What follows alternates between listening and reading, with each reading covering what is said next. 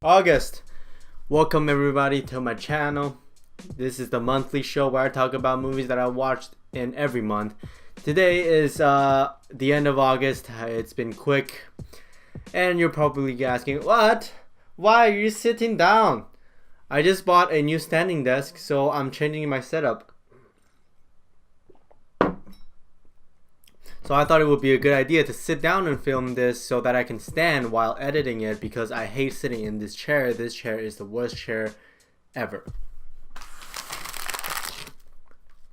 This month, I didn't watch a lot of movies in theater. I watched maybe 15 movies in theater. If you're new here, thank you so much for subscribing and welcome to the channel. And if you don't know, the premise of this show or this video that I do monthly is that I put everything I watch in a month together and separate them in three groups. One in which is that I don't recommend watching. It's probably garbage or just I don't like them. And in the middle ground is like you either watch it or you don't. There's some certain condition that needs to be fulfilled in order for you to watch or don't watch, which I will talk about that later. And the watch list, the movies that I do recommend you checking it out. The purpose of it is really put some movies that you maybe never heard of under your radar so that you can check it out if you're interested. And as I always said in these videos, just because I don't like a movie doesn't mean that you won't like a movie. These are just my opinion. These are my list. And you can have your own opinion. That's completely fine. This is just my opinion. So let's just jump. No, actually, you know what? Let's do that intro again. So beautiful bastard, hope you're fantastic Friday. Welcome back to the Philip Franco, and just jump into it. So let's begin with the don't watch list. These are the movies that I don't recommend watching or I just personally did not like. If you happen to like it, that's completely fine. Let's start with the Slender Man. This film, I feel like I've been waiting for this movie for a long time, because ever since I was younger, in middle school or whatever, I remember I used to play the game of Slender Man with my friends, and it would scare the crap out of us. And from then I was like, they should make a video about Slender Man. And here we have Slender Man, the movie. And I would say it's kind of garbage and I really don't like it. There are some good stuff in it. Mainly the sound design, and that's pretty much it. The performances are all bad. The best actress in this film died first. That's not a spoiler. Well, if you care about Slender Man, you watched it already. This is just another teenage drama where a bunch of teenagers do stupid stuff. They summon Slender Man and they're here to haunt their dreams and their minds, and they start missing and killing. That's about it. But do you know what I thought about this film? There's this one scene where characters just come together and watch a bunch of clips where people encounter Slender Man in real life, and they are found footage, and I just thought, man, they really should have made this entire movie into a found footage film. That would have been so much more creepier. Slender Man, this type of material, I think belongs to the found footage format of storytelling, and instead they have a bunch of just teenage angsty teens together and they talk about boys together, and that's about it. The next one is The Darkest Mind. This is another teenage drama. Here's the thing though, I'm not a big fan of teenage drama and teenage angst. I can't stand them. They're too much. When they are done right, we get Love, Simon, we get Lady Bird, but for most of the time we get movies like The Darkest Minds, Truth or Dare, Slender Man. This movie tells a story about a bunch of kids who have superpower mysteriously. We don't know really why, but they have superpowers. They are detained by government, and one of them got out, and she happens to be really powerful. Along the way, she meets different people. They become friends. Some romantic interest is introduced, and they need to run away from the government together. The story world is the biggest problem in this film. It is really the story world. Sometimes I feel like the filmmakers are trying to keep the secrets, trying to hold on to certain information that they don't give you so that it keeps you guessing and keeps you wondering. But you just feel like it's just kind of cheap. I don't think they are actually going for that. It's just missing so many stuff that we want to know, and instead they just answer a bunch of other questions that we never ask. The special effect in this film is not that heavy, but when it's going down, it's actually not that bad. The action sequences are okay, but when they are happening, you really don't care about any of the characters. And this brings me to the next film that I'm gonna talk about, is The Meg. Yeah, The Meg. I thought The Meg was another modern shark film to make some money off of people. And as I was watching other people's review, I stumbled across a video. I put a comment of I put this comment 2 weeks ago. The first half was like The Abyss. The second half was a child between Sharknado and Jaws. This film is really disoriented sometimes. The actions is fun. I would say that. Jason Statham is a badass, but overall the characters are just a bunch of shells that run away and punch stuff really good. Is it funny? I don't think so. What are they trying to go for? Is it comedy, dark comedy? What is it? And that just results in Sharknado and Jaws. This movie doesn't have any suspense. When the sharks is around, they just decide to show it immediately, and it's just a kind of big disappointment for me, even though my expectation isn't high walking into this movie. Next movie we're gonna talk about A.X.L or A.X.L or Attack, Exploration, Logistic. That's right. Out in my review video, I talked about this name. It just feels like some middle school teenager or middle school student just grab A.X.L and then somehow make it an acronym, and that's what this movie is called. This movie is boring. This film talks about a robot dog that is supposed to be a military weapon in the government. Somehow got out and meet with our main character Miles. They create a bond with each other, and now again they need to run away from cops while there's this hot girl who likes our main character. This is okay. When I would say everything on my don't watch list, I would say everything, but most of them this month are teenage romance drama angsty film that I don't like. A.X.L is probably the most cringy and is the epitome of this month. The only good thing that I want to talk about this film is that the special effects doesn't look that bad. Some of the practical effects and special effects and how they blend that in real life, and sometimes it's really seamless, and that's about it. Everything else pretty much tanks. The characters are so boring. We have the stereotypical attractive nerdy gets bullied a lot main character who has his own quirk of riding a dirt bike or something like that, and then we have a hot girl who likes our main character and nobody else sees the good in her. And then we have the asshole guy. We have the asshole guy that wants the girl and hates the main character. And then we have the government, and when just everything coming together, we have A.X.L. This is just that type of movie. Next up, we're gonna talk about Mystery Guitar Man. Do you know the YouTuber Mystery Guitar Man? He likes to do a lot of stop motion. He's really good at it. I kind of suspect that he directed Mile 22 because this film is so choppy, and I've seen some behind the scenes stuff.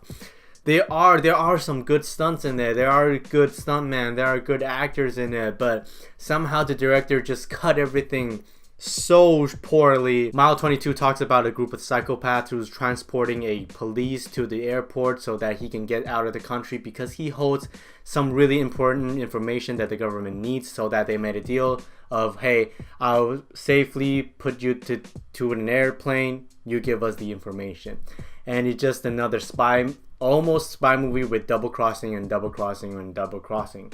It's generic. The action is okay, but the editing is probably the worst I've seen all year. Mark Wahlberg is in there being obnoxious as fuck. He's basically the character he played in The Departed, but 100% or 200% more obnoxious and more annoying throughout the entire movie. Here's the thing though, the reason why I'm looking these up, because these movies are so forgettable.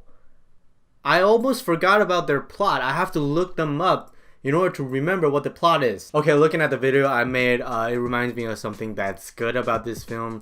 This film is just like a 90-minute mission of transporting. It's just like a joyride almost, and I think the filmmakers are going for that. It feels like you are on the ride with them for this 90-minute thrill ride, and I felt that way. And that's about it about this film. There are some good moments here and there, but overall, it's just how everything is assembled together. It's bad, okay? It's bad. Okay, the last one on the list. A lot of people love this movie. A lot of people like this movie. Look at the Rotten Tomatoes review. 97% or something like that of the critics loved it. I didn't. and that is The Endless. This is another indie movie, and as I said in the video I made, this movie was directed by Aaron and Justin, written by Justin, starring Aaron and Justin, who plays brothers, and they go back to this camp of cult thing they grew up and they were raised in, and from there they discover some really fucked up shit. Some really mysterious things starts happening. They need to find an explanation or get out. That's this movie though. I really never got into this film for some reason. This film was well shot. The cinematography was okay. The filmmakers chose to use super wide lens to film a lot of the landscape or a lot of the shots for one particular reason, that simulates what's actually happening in the story, and I thought that was a really clever idea. Sometimes it gets a little shaky and a little nauseating, but overall it's a creative idea. The acting in this film, I thought it was okay most of the time. Sometimes you can really see some of the actors are really just there to deliver lines, and once the director called cut, they snapped out of it, and you can kind of see that in this film. This film is kind of cheap, relatively cheap. It's not cheap for an indie film, but some of the special effects doesn't look that good. It's really messy sometimes. But the most interesting thing about this film is really by the end, it asks you a moral question. Is it number one or is it number two? And for me, it's a really, really easy choice. I don't know about you or everyone else watching it, but for me, it's a really easy choice. So that just results in the whole picture really never pushed me to a certain dilemma where I have to make difficult choices like our main character do. And that's probably the reason why I think this movie is kind of flat and just didn't work for me personally. And when you have that, this movie just felt kind of slow, especially the first half. I was sitting there waiting for anything to happen, and it doesn't for a little while, for a long time. But still, I thought The Endless is ambitious. It has something in there. There's stuff the artist wanted to tell. You can go check it out. A lot of people seem to love it. I didn't, so it's up to you if you want to check it out or not. Moving on to the okay list. This is the middle ground. These are the films where there shouldn't be some sort of condition that needs to be fulfilled for you to watch it or don't watch it. The first one being The Spy Who Dumped Me. Here's the thing. The best thing I got out from this movie is the stunt work and some action, and I really wasn't expecting that. The stunt work is actually real. They are actually pretty exciting to watch. There's a car chase scene that is really good. Some shootout scene is also really good. Is it funny though? Sometimes, yeah. Half of the time is funny, half of the time the jokes doesn't land. This is kind of that type of movie you stumble across on TV a few years from now and you fall asleep. Maybe have a couple of laughs. The actors in this film are just trying to clear their paycheck. And here's the Rotten Tomatoes synopsis. Audrey and Morgan, two 30-year-old best friends in Los Angeles, are thrust unexpectedly into an international conspiracy when Audrey's ex-boyfriend shows up at their apartment with a team of deadly assassins on his trail. Surprising even themselves, the duo jump into action on the run throughout Europe from assassin and a suspicious but charming British agent as they hatch a plan to save the world. That's it. The next movie in the okay list, the Happytime Murders. Most of the people I talked to, the whole film community on YouTube, didn't like this movie, and I liked it. I thought it was okay. You don't have to take this movie seriously. You go in, if you like sex jokes, this movie is gonna crack you up real good. I'm not a big fan of those, but I don't against it. And a lot of the jokes landed. A lot of jokes didn't land, but what really is good about this film is really the technicality behind it. The puppetry looks awesome. This film was kind of missing some wide shots because you can see the filmmakers are trying to hide certain technicality thing that I don't really understand. This movie is about a private investigator who teams up with his ex-partner in the force, and they are here to solve a murder mystery, a series of murder mystery. And from that standpoint, I thought this film was kind of fun. I really don't get the hate. The next movie is Dog Days. If you are a dog lover, this movie is for you, and that is the condition that I was talking about. I'm not a big dog lover. I don't have a dog. I don't really want a dog either, but if you love dogs, this movie is for you. It has a really creative way of storytelling.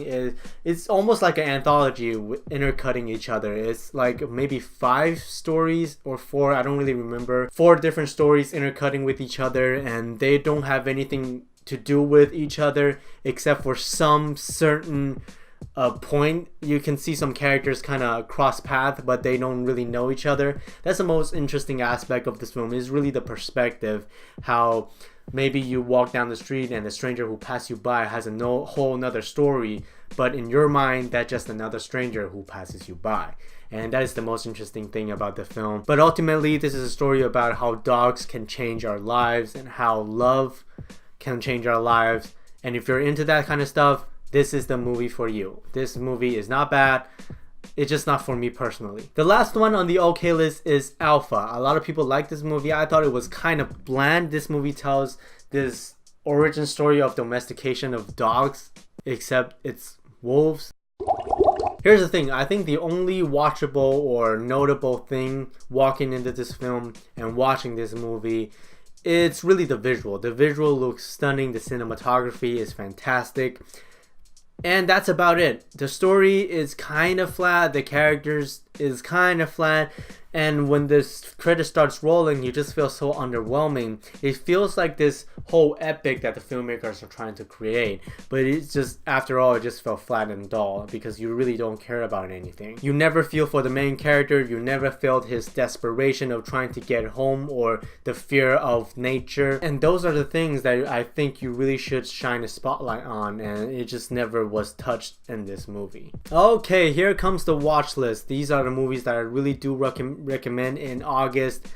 Go check it out if you have the chance. First one being Christopher Robin.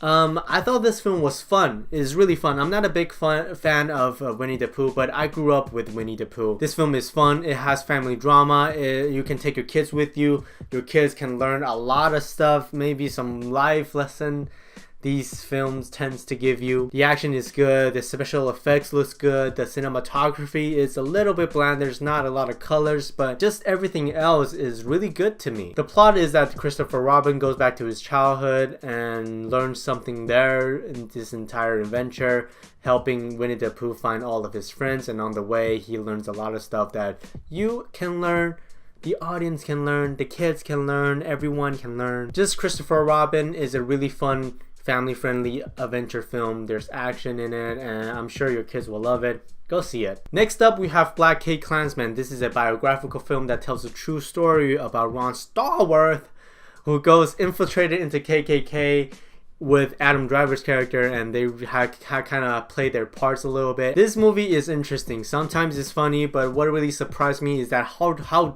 dark this film got. The ending really surprised me. The ending probably just made the entire film for me, but just scrap the ending. This film does have a really powerful message. John David Washington, the son of Denzel Washington, he is fantastic in this film. And Adam Driver, I thought it was perfectly cast. I thought he was perfect for the character, and Topher Grace and really everyone else in this film really gave such a performance, and I thought it would be really intimidating for people to act racist, and especially something that is so touchy, that is so controversial in this day and age, in this type of film. Downsides though, the subplot sometimes gets a little bit wary. There's this girlfriend thing I didn't get into. Whenever the film cuts back to this girlfriend subplot, the entire film drags. But other than that, I'd enjoy myself watching Blackkklansman. It's definitely darker than I thought, but it's a really powerful movie, so go see it. Okay, I have 2 movies left. I don't know which one I want to put on top, but let's talk about Crazy Rich Asians first, because I love this movie. It's not perfect, it's nowhere near perfect. If you haven't seen my spoiler-free review or whatever, go check it out. I'll leave a card somewhere here, and yeah, go check that out. It's not perfect, but what I loved about this film, obviously, is the cast. It's really something groundbreaking, and I finally understand the hype and why so many people loved Black Panther and Get Out. I finally understand that Crazy Rich Asians is Coco for Mexican, is the Get Out and Black Panther for African American, and then we have Crazy Rich Asian. I finally understand. It's a rom-com about our main character Rachel, who is a professor in New York City, who goes back with her boyfriend to Singapore, and realizing that her boyfriend is actually insanely rich, is the Bruce Wayne of Asia, and from there she needs to try her best to impress his family so that the boyfriend's mother will like her. And that is interesting. Who would have thought there's this mahjong scene in this film? Who would have thought that they can make it metaphorical and interesting? As a rom-com by itself, if you just grab the whole Asian cast idea, I thought this film was fine, you know? Is it funny? Yeah, most of the time there's this fantastic I can't help falling in love with you wedding scene that I really love. And I just had a crush on Henry Golding. The performances are all really good. I heard they are making a sequel of Crazy Rich Asian because it's a book series. I don't know if that's a good idea, but we'll see what happens. Okay, the last one, I saved the best for last as always, is Searching. I just watched this yesterday and it blew my mind. It's not a masterpiece, but it really took the gimmick of screen cap films to a next level. This is the film to watch if you are into screen cap film. This is the best, absolute best ever made to this point. I'm pretty sure of that. This film tells a story about a father trying to find his missing daughter, and everything takes place in a computer screen. That's it. I don't want to spoil anything else. Go watch this movie. It's really innovative. It's really interesting. There are so many twists and turns in this movie that I never saw it coming, man. There's this one what the fuck scene. I whispered what the fuck when I was watching it. There's so many hints throughout the entire film. You can catch that in the background or whatever, and then you can put some senses together in your mind, and then it takes another turn. It was like, well, great. The score is fantastic. The direction is fantastic. The performances is also really good. The screenplay is, when you read the screenplay, I would imagine it's like a short story. It kept me at the edge of a seat. And the thing about it is that it keeps you guessing. This is the gimmick done right. This is it. This is going to be that screen cap movie that will be really hard to top in a long time in the future. I would say it's kind of like, it's like, okay, if you have this format of storytelling of screen capping and whatnot, I think this is the best you can get. I would imagine it would be really hard to top this, and go watch Searching. It has a way of editing everything together, and just go see it. If you don't like screen cap films, go support it because of the Asian cast. And yeah, that's it. That's all the movies I watched in theater. And also, I just want to include another movie that I watched in theater is 2001 A Space Odyssey. I made an entire 18-minute video on that. I will leave a card. I'll leave a card. Go check that out. I really like that video I made about 2001. It's probably my favorite of this entire channel because it's really personal to me. 2001 A Space Odyssey in IMAX is just so breathtaking. If it's still screening near you, I highly recommend it. Go check it out. And that's it. The video is over. That's all the movies I watched in August. I'll see you next month. It's been a good month, I would say, even though there are a lot of movies that is so forgettable, like Mile 22. I almost forgot about that. The Darkest Minds, I forgot about that entirely. I had to look up what movies that I watched and everything. So yeah, leave a comment what you watched in this month and what movies that I didn't watch that you recommend me checking it out or whatever. Did you disagree with me? Make sure to like and share this video with your grandparents, and I'll see you next month. I know that this video will be kind of short relatively to other movies of the month that I did. I'll say I just put everything together. I kind of hit some point that I want to talk about. I don't need to give you full review of every single movie in this video. If you want a full review, go check it out. It's on my channel. Use the search bar or whatever. Guys, thank you so much for watching. If you're new here, I really appreciate it. I'll see you next month. Bye.